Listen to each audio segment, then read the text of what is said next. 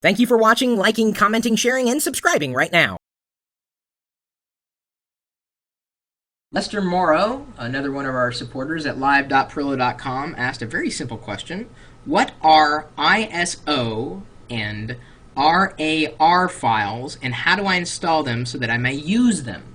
ISO and RAR files are, well, archives, and they're different formatted archives. Most archives that you've seen are likely zip files.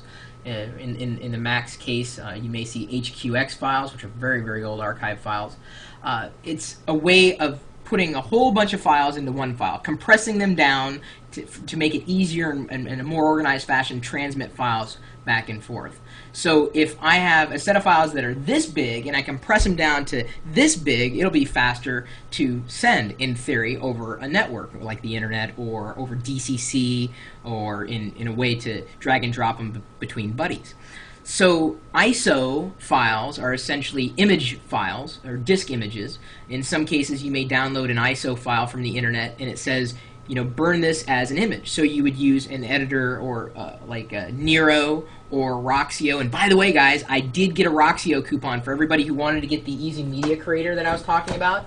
I've got an exclusive coupon that'll get you 10% off, so don't buy it without getting that coupon. I think it's, what is it, what was it, Lockernome 07? Something like that, and it's like site-wide 10% off. Anyway, so an ISO file you would open with like a CD burning program and then burn that ISO file to an actual physical disk. There are programs out there like Magic ISO on Windows that will allow you to view that ISO file as if it were a virtual CD on your desktop without actually burning it. Then the RAR files, you could also use a program called WinRAR, and that more information for that can be found at rarsoft.com. They just released version 3.70 the other day, and that allows you to look at the RAR archives and zip archives and ISO files and jar files and cab files, just about any kind of compressed file format that you can think of, any kind of archive that you can think of, WinRAR will be able to handle. I've been using WinRAR for well over a year now. I made the switch finally because I saw I had so many ISO files and RAR files that I wanted to use. Someone uses 7-zip for looking at RAR archives. That's a good one.